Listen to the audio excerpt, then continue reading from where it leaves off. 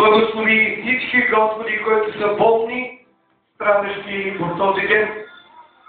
Моля Те, промисли, Господи, за моят народ, който е отхвърлен и презрян.